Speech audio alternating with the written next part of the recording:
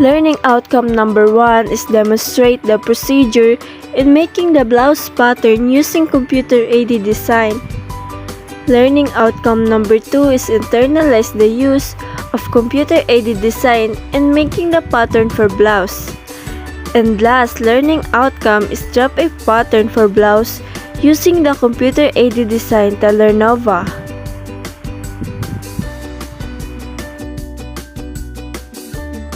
Good day everyone!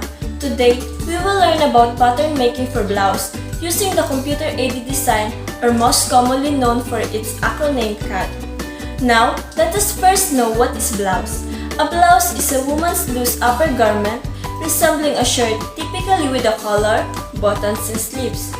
Now, what is CAD pattern making? CAD is one of the most essential tools for garments pattern making and related jobs in the clothing industry. It is an electronic tool to help drafting pattern accurately, quickly, and with consistent. There is many CAD software, but in this instructional material, we, the researchers, prefer to use tailornova. A tailornova is a patent-pending online fashion design software allows users to shortcut the long, outdated process of traditional design pattern making and product development with instant tools. Let us now start making the blouse pattern using tailornova. Open your browser and type tailornova.com/designer. There is a quick video tutorial made by the tailornova after you open the website. You can watch it for further information.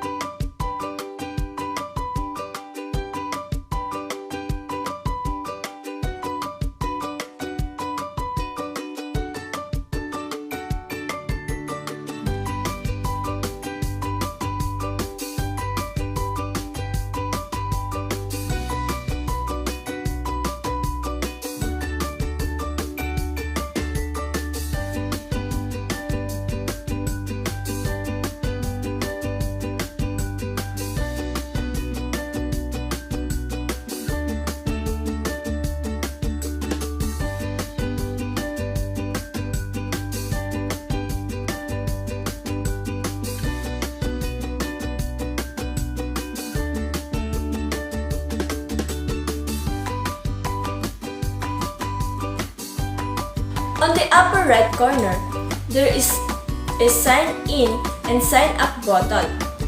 Click sign up if you don't have an account on tailornova, and click sign in if you have already an account.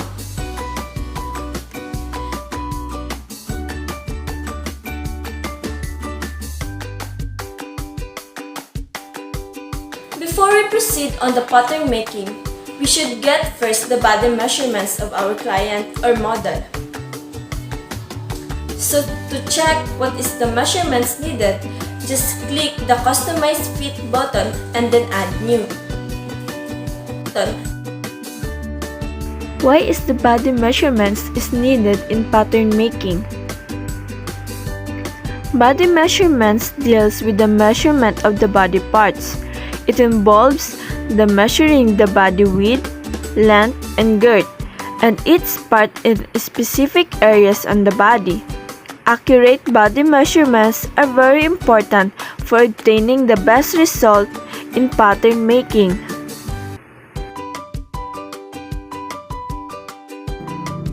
Here are the needed body measurements in making the blouse pattern in tailornova. Height 5 feet 0.3 inches. Bust circumference 30.5 inches. Under bust circumference 26.5 inches. Upper arm circumference 13 inches. Waist circumference 25 inches. Hip circumference 32.5 inches. Thigh circumference 19.5 inches. Knee circumference 14.5 inches. Neck circumference 19 inches. Shoulder width 13.5 inches. Wrist circumference 7 inches. Back width 12.5 inches. Bust height from shoulder neck point 9 inches. Front length of shoulder neck point 16 inches. Back length 17 inches. For belly protuberance, letter A. For buttocks, flat. After getting the client's or model body measurements needed, you can now put his or her measurements. If you use inches in taking up the body measurements, then click inches. But if you use centimeters, then click centimeters. If your model is a male, then click the male, and if your model is female, then click the female. Don't forget to put the name of your model before you save his or her body measurement.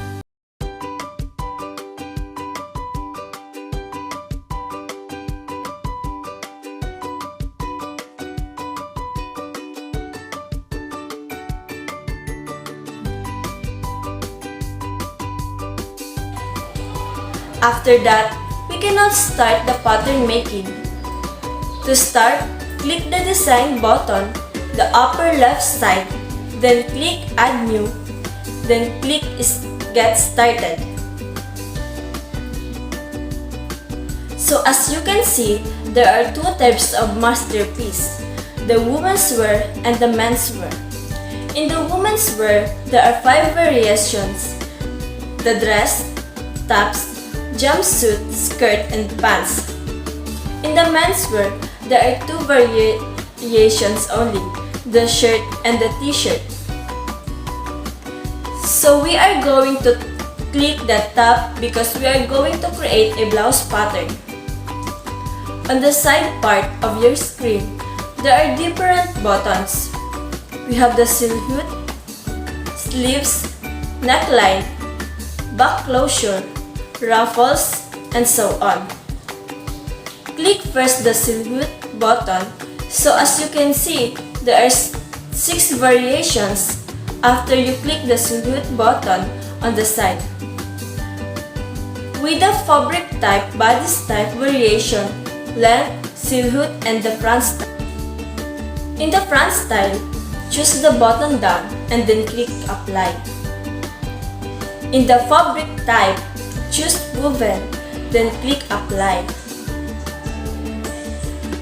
In body type, choose set in, sleeve, and then click apply. In the variation, choose the bust and waist dart with center front seam and then click apply. In the silhouette, choose the relax and then click apply. In the length, choose the high hip and then click apply. Then after that, click the sleeve button on the side. So in sleeve, there is only one variation, which is the length. Choose the above elbow, then apply.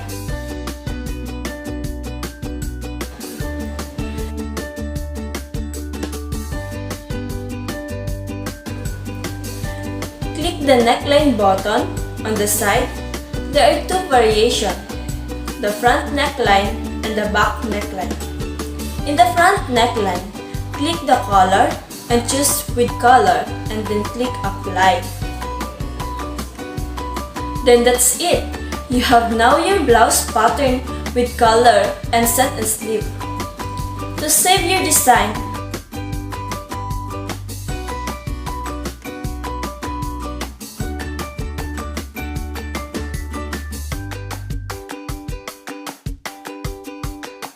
for your further editing, click the design button on the upper left side and then click save.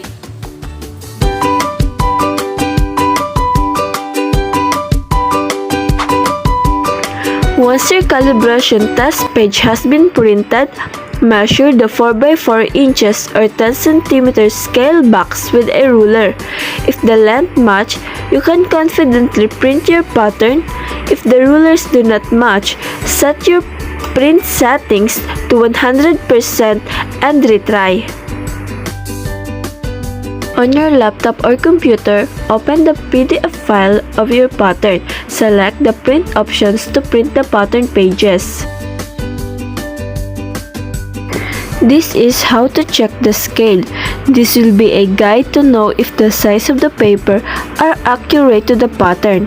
After checking the scale, you can now proceed printing the pattern. Now that the pattern is ready for printing, make sure that the paper will be used is same with the size of the file.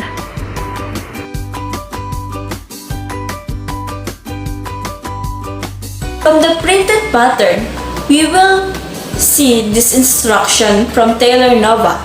This will be our guide on how we correctly assemble and cut the pattern. Your printouts will always have dash border to perfectly match your sheets. Cut off the right edge of each page. Be careful to not cut beyond the dash mark, otherwise your pattern will not align accurately. These are the parts where you will cut the pattern. Make sure that you will cut it in line with the border.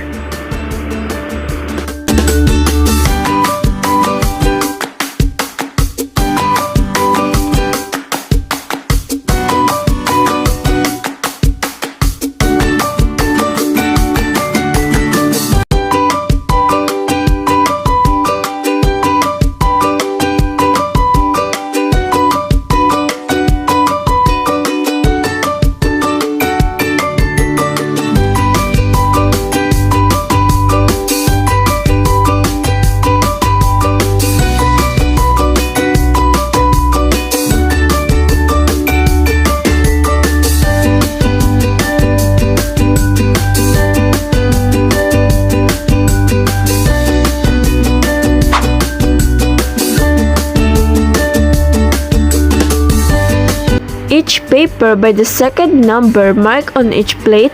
Example, Group 1, there are 1/1, 2/1, 3/1, 4/1, etc. In Group 2, 1/2, 2/2, 3/2, 4/2. Place 1/1 on top of the 2/1, overlapping the right side each. Match corner and crosses and secure with a pin or tape. The use of Scotch tape to permanently attach the sheets together.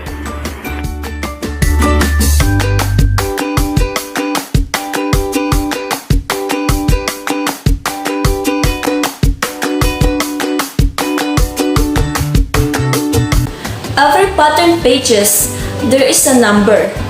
1/1, 1/2, 1/3, and 1/4, and so on. This will be our guide to orderly arrange the pattern pages.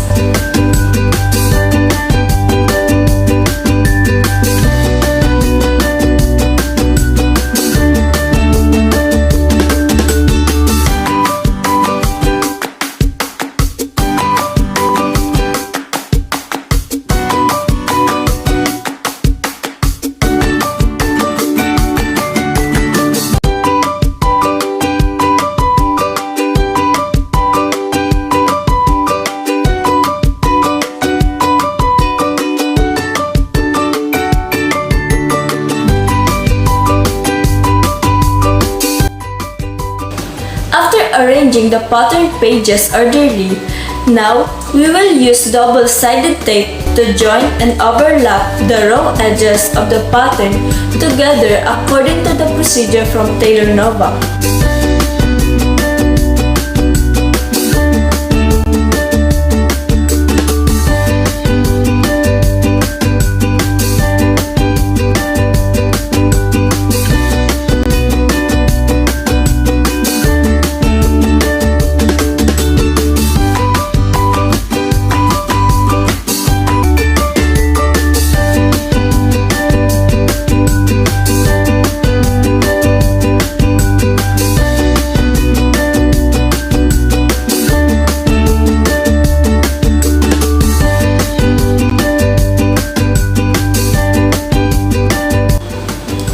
Now, we are ready to cut the pattern. Make sure to cut the edges correctly.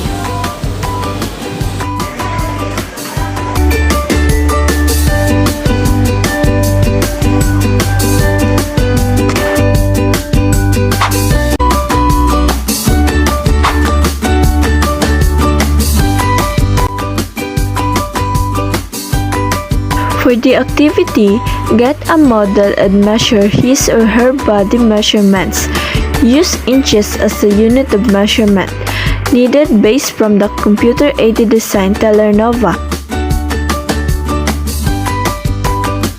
Draft a blouse pattern using the measurements of your model in the computer-aided design tailornova.